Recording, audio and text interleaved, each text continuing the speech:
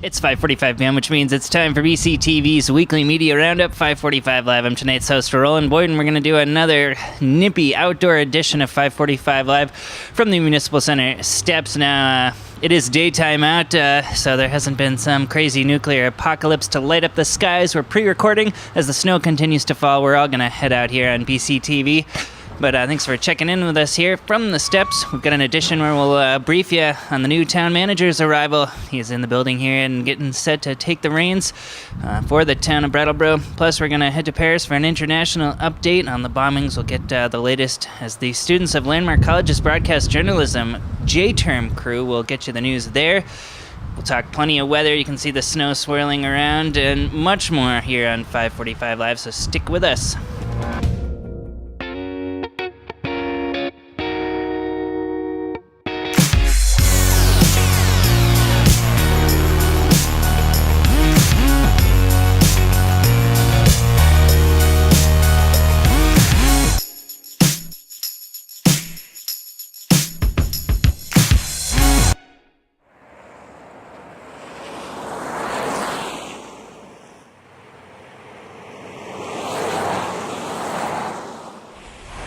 Welcome back to this January 16th, 2015 edition of 5:45 Live with a look at the French flags at half-mast in downtown Brattleboro, courtesy of BCTV producer Russ Grabiak, who gathered that footage. Of course, the bombings in Paris have dominated the headlines, hence the flags at half-mast there. For more on the international story, we'll turn to the students of the J-term, or January term, a 3-week winter intensive class from Landmark College, as their broadcast journalism crew continues to put together news stories in BCTV's downtown studios, including this one.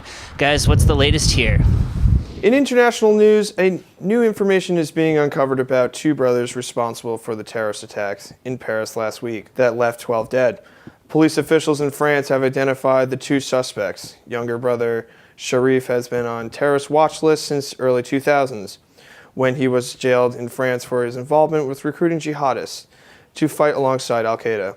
Upon his release, he and his older brother were taken under the wing of a radical Islamist network. 2 days after the last attack, police tracked down and surrounded the two brothers in a small industrial town. Located to the northeast of Paris, the two brothers barricaded themselves in an office building with one hostage. The long standoff with the police ended with the deaths of both brothers. The hostage was not harmed. Well, last week we reported on the arrival of new town manager Peter Elwell in downtown Brattleboro. He's set to make his TV debut next Tuesday as the Brattleboro Select Board once again convenes 6:15 p.m. 2 clicks up the dial on our government and education sister channel, Channel 10. At our next Select Board meeting on January 20th, we'll be welcoming our new town manager. So I want to take this opportunity to thank Mr. Moreland for his hard work and efforts over the last 18 months.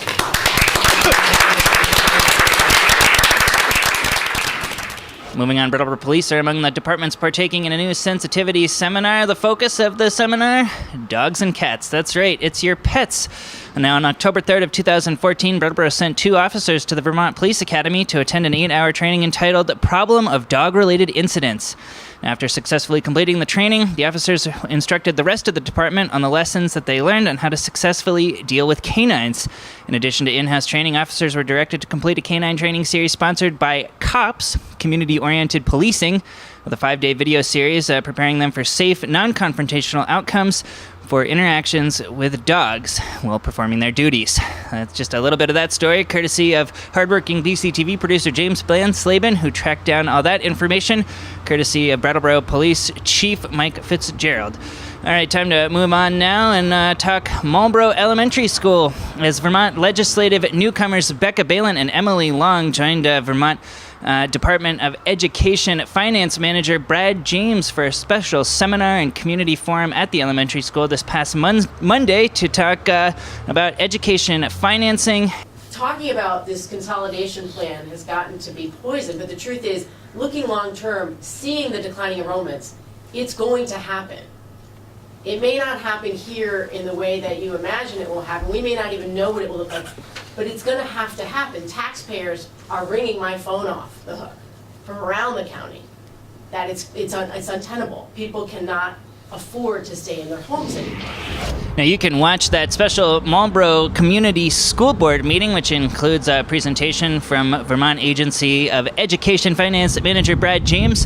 It'll show all this coming week on BCTV Channel 10. You can find it at BrattleboroTV.org. Now, speaking of Channel 10, we welcomed back in this week the return of webcasts live from the State House as part of Wyndham District 4 Rep Mike Merwicki's Montpelier Connection television series. That's right. Each and every legislative session, about once a week to once every 2 weeks, Mike gets behind the lens of his iPad with other Wyndham County legislators to help beam back some information from the State House to here in Wyndham County, find out what's going on. Rep Tristan Tolino was his first guest. We've got a clip of that now to take a look at. We are 1 week into the legislative session, moving along. We've heard the governor's inaugural address, and today we'll be hearing the budget address. And one of the things that is on a lot of people's minds here is education financing. And one of the things we've been hearing a lot about is education reform. A clip of the latest Montpelier Connection live webcast from the State House from Mike Merwicki with Tristan Tolino. Find it now at BrattleboroTV.org or see it all this coming week on BCTV Channel 10. Now, speaking of some of today's political hot topics, Senator Sanders is adding his own flavor of politics to the Keystone XL pipeline debate with a proposed amendment to the current Senate bill on tar sands construction that would force Washington lawmakers to put their feelings on climate change on the record as they decide the fate of the International Oil Pipeline, its controversial path through prized national nature reserves, and the message it sends for the future of energy in this country. It is an extremely simple and straightforward amendment. It's a brief amendment, but it basically raises a very fundamental issue. And that issue is whether the United States Senate will abide by scientific evidence, will come down on the side of science as we debate this enormously important issue of climate change. Clip courtesy of Senator Sanders' own official YouTube channel.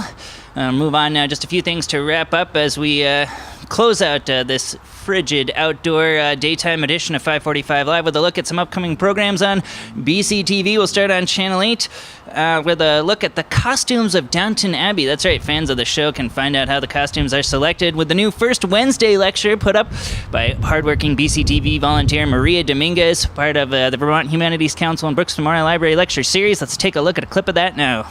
And here appears Lady Sybil or something, and it's this grand entrance, and she's all wrinkled. Because again, we're historically at a time where synthetic fabrics have not been invented yet.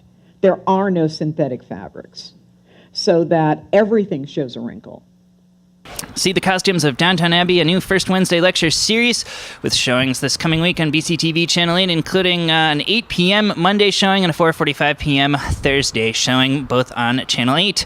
And speaking of Channel 8, you can see more than 10 showings of the new VWC sit-in protest from the Governor's State of the State, all courtesy of hardworking BCTV producer Kip Tewksbury, who put together a 9-minute special on that sit-in protest with, again, 10 different showings on Channel 8 this week that kick off at 11:20 a.m. on Monday.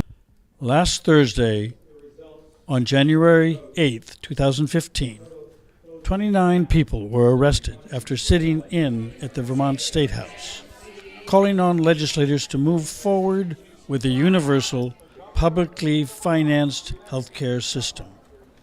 They ranged in age from 18 to 69 and from 8 Vermont counties. We the healthcare is a human right campaign. We the healthcare is a human right campaign. Find all those showings of the Vermont Workers Center 9-minute special and their sit-in protest at the Governor's State of the State, courtesy of Kip Tewksbury, at BrattleboroTV.org. If you just head to the homepage, you can find that special for the Vermont Workers Center. And if you click on it, you can not only stream the video in both standard and high definition, depending on your internet connection, but also get an update on all the playouts that'll be coming up on Channel 8 this week. All right, just a few things to wrap up here, including a weather report. I can tell you it's cold outside, as it has been for a good amount of time here in the region. So cold I can't even think or speak, apparently. But for more on the weather here, we're going to turn back to the students of Landmark College's broadcast journalism J-Term crew. What's in store, guys? The weather today is going to be a high of 30 degrees and with a low of 18. Mostly sunny with light winds. Tonight we will see temperatures in the freezing levels of 13. Tomorrow, snow showers in the morning with a high of 27 degrees. A low of -7 tonight with clear skies with 10 to 15 mile per hour winds. Bundle up for a freezing temperature. On Sunday, partly cloudy in the morning and rain throughout the day with a low of 32.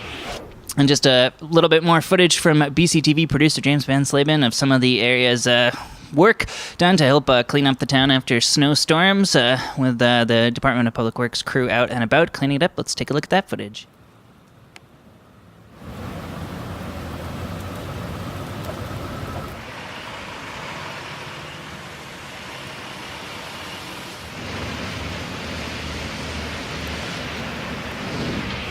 All right, that does it here for a Frigid 545 Live edition. Thanks for joining us from the steps of the Municipal Center. We'll be back next week, Friday, 5:45 p.m. Eastern Time, for another edition, maybe from inside this next time around. In the meantime, thanks for watching. I guess I'm not part termite yet. I wanted to start before I begin and just check to see if there were any liberals in the audience. I don't know if you know this or not, but your affection for Downton Abbey will destroy you. And I wanted to bring it to your attention. I'm just saying. And you know, Fox News would never lie to us.